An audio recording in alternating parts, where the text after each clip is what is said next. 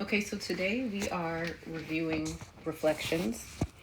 And the thing about a reflection, so we learned that a translation will slide a shape. A reflection will flip a shape. So it flips it over, so it'll be facing a different direction. So for instance, if I have this triangle, right? If I flip it over this line, now the triangle is going to be facing this way. Okay, so we flipped it. It's like a mirror reflection. And we are only dealing with the y-axis today.